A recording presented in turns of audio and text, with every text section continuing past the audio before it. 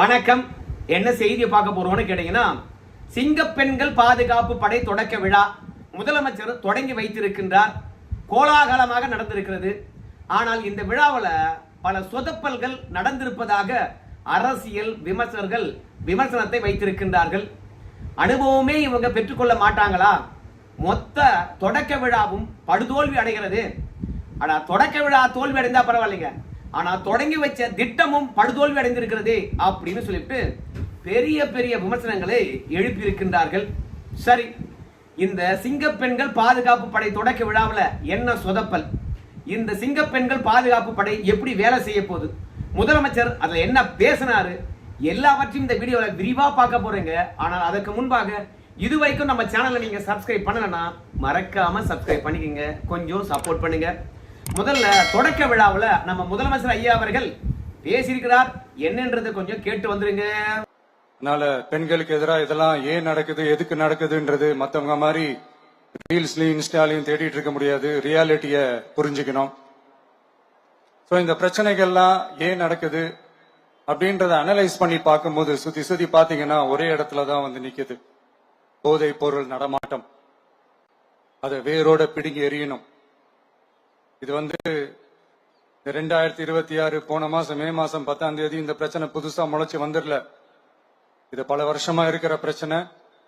பல வருஷமா இதை கண்டுக்காம விட்டதுதான் அந்த வேர் இவ்வளவு ஆழமா பரவி இருக்குது. முதலமைச்சர் பிரச்சனையினுடைய வேரை கண்டறிந்து விட்டார். இனி பிரச்சனை ஒழியும் என்றுதான் நான் நினைக்கிறேன். எப்பொழுதும் ஒரு பிரச்சனையுடைய வேரை கண்டறிந்து வேருடன் பிடுங்கினா மட்டும்தான் பிரச்சனையானது முடிவுக்கு வரும். அந்த விதத்துல முதலமைச்சர் பிரச்சனையுடைய வேரை தெரிந்து கொண்டார். சரி, முதலமைச்சர் அவர்கள் இந்த விழாவில் நிறைய பேசியிருக்கின்றார், போக போக பார்க்கலாம். ஆனால் இந்த விழாவில் சொதப்பல் என்ன அப்படின்னு பார்க்கும்பொழுது, இந்த மாதிரி அரசு விழாக்கள்ல வந்து பொதுமக்களை அனுமதிக்க மாட்டாங்களாம். காவல்துறையினுடைய விழாக்கள்ல முக்கியமாக பொதுமக்கள் பார்வையாளராக அனுமதிக்கவே மாட்டார்களாம். காவல்துறை அதிகாரிகளுடைய குடும்பத்தினர் இடம்பெறுவார்கள். இல்ல காவல்துறையில பணிபுரிந்து ஓய்வு பெற்றிருக்கக்கூடிய முன்னாள் காவல்துறை அதிகாரிகளும் குடும்பத்தினரும் இடம்பெறுவார்களாம். ஆனால் இந்த விழாவில் வந்து பொதுமக்கள் அனுமதிக்கப்பட்டிருக்கின்றார்களாம். குறிப்பா தவேகாவை சார்ந்த 1500 பேருக்கு டோக்கன் கொடுத்து இந்த விழாவில் அனுமதித்திருக்கின்றார்களாம். இது மரபுபடி அனுமதிக்க கூடாதாம். மூத்த காவல்துறை அதிகாரிகள் எவ்வளவு சொல்லியும் கேட்கவில்லையாம், வருவார்கள் அப்படின்னு சொல்லியிருக்கிறார்களாம். எதற்காக அனுமதிக்கணும் அப்படின்னு சொல்லும் போது தமிழக வெற்றி கழகத்துக்காரங்க இது பெண்களுக்கான பாதுகாப்பு, இந்த விஷயத்தை எல்லோரும் மக்களிடையே கொண்டு போய் சேர்க்கணும். இப்படி ஒரு பாதுகாப்பு படை அமைக்கப்பட்டிருக்குது. தொடக்க விழாவை பார்த்தோம், அதுல பெண்கள் தான் பாதுகாப்பு படையில இடம்பெற்றிருக்கின்றார்கள். அவங்களுடைய திறனை பார்த்தேன், அவங்களுடைய பயிற்சியை பார்த்தேன். அப்பா பிரம்மாண்டமா இருக்கிறது, கவலைப்படாதீங்க, பெண்களுக்கு எதிரான குழந்தைகளுக்கு எதிரான குற்றங்கள் குறையும் அப்படின்னு விழாவை பார்த்தவங்க அவங்க ஊர்ல போய் சொல்லுவாங்க. அதனால இந்த படை தொடங்கி இருக்கின்ற விழிப்புணர்வாவது ஏற்படும் இல்லையா, அதுக்காக தான் அனுமதிக்கிறோம் அப்படின்னு சொல்லிட்டாங்களாம். சரி, இந்த சொதப்பல் இருக்கின்ற பொழுது இன்னும் சில சொதப்பல்கள் என்ன என்று பார்க்கின்ற பொழுது, இந்த சிங்க பெண்கள் பாதுகாப்பு படைகளில் இடம்பெறக்கூடிய பெண்கள் இருக்காங்க இல்லையா, அவங்க போய் உயர் அதிகாரிகள் கிட்ட சிங்க பெண்கள் பாதுகாப்பு படையில் இணைந்து நான் பணிபுரிய போகின்றேன் என்று கேட்டிருக்கிறாங்க. உடனடியாக உயர் அதிகாரிகளை பொறுத்த வரைக்கும் சிங்க பெண்கள் பாதுகாப்பு படைக்கு என்று நாங்கள் ஒரு சீருடையை உருவாக்குகின்றோம், அந்த சீருடைக்கு வந்து 2300 ரூபாய் நீங்க தான் தரணும் அப்படின்னு சொல்லியிருக்கிறாங்களா. அதனால சிங்க பெண்கள் பாதுகாப்பு படையில பங்கேற்று இருக்கக்கூடிய பெண்களுக்கான உடைக்கான காசை காவலர்கிட்டயே வாங்கினது சர்ச்சையாக வெடித்திருக்கிறது.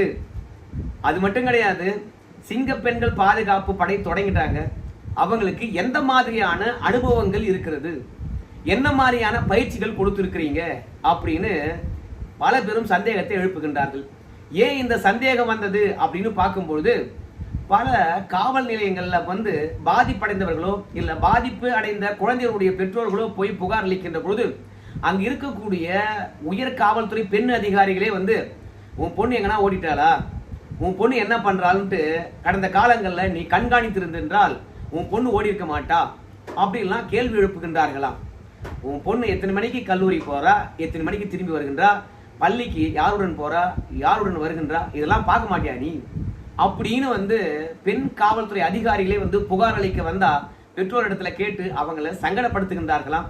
அதனால ஏற்கனவே பெண் அதிகாரிகள் பேசுறதுனால இப்போ சிங்க பெண்கள் பாதுகாப்பு படை இருக்காங்கல்ல, அந்த சிங்க பெண்கள் பாதுகாப்பு படைக்கு என்ன பயிற்சி அளித்தீங்க, எத்தனை நாள் பயிற்சி அளித்தீங்க, அந்த பயிற்சி வந்து எவ்வாறு அமைந்தது, அந்த பயிற்சியில எவ்வளவு பேர் தேர்ச்சி அடைந்தாங்க, தேர்ச்சி அடைந்தவங்க எத்தனை பேர் செலக்ட் பண்ணியிருக்கீங்க அப்படின்ற எல்லா விவரத்தையும் வெளியிட்டிருக்க வேண்டுமா?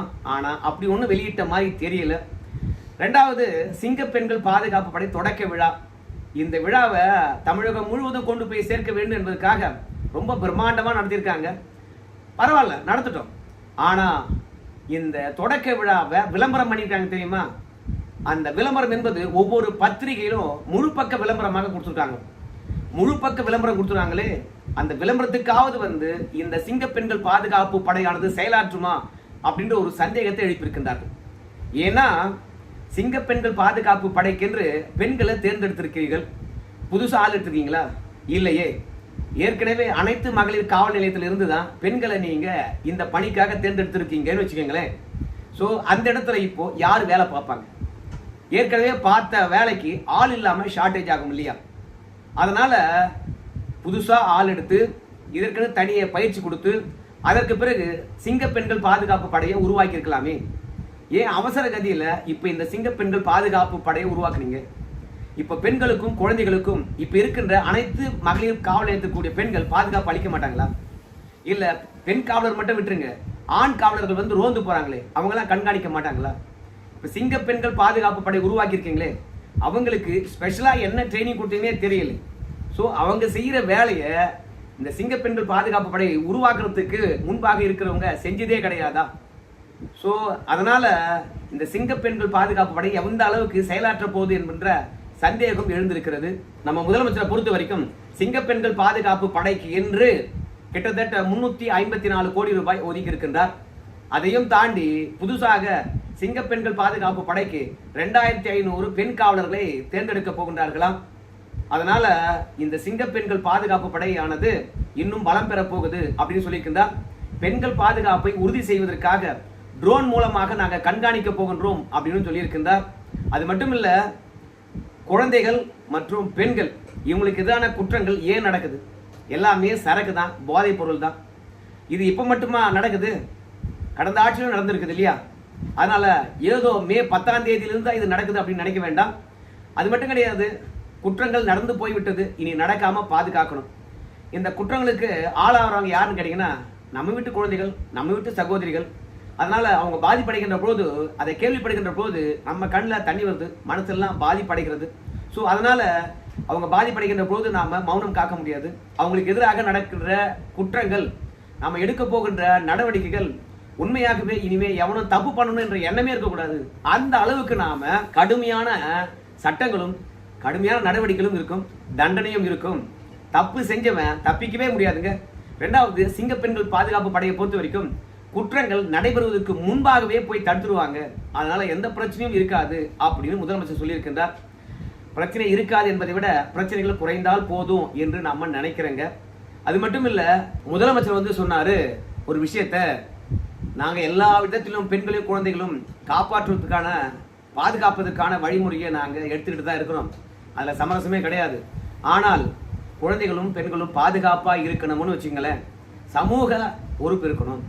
அந்த சமூக பொறுப்பு இல்லைன்னு வச்சுங்களேன், பெண்களையும் குழந்தைகளும் பாதுகாக்க முடியாது.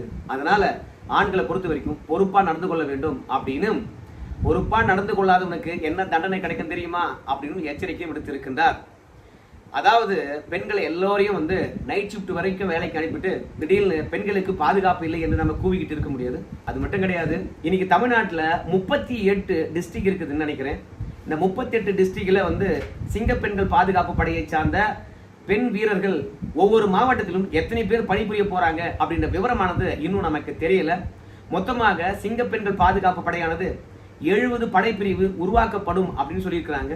இன்னும் 2 மாதம் கழித்து இன்னும் 200 பெண்கள் பாதுகாப்பு படை உருவாக்கப்படும் அப்படின்னு சொல்லியிருக்கிறாங்க.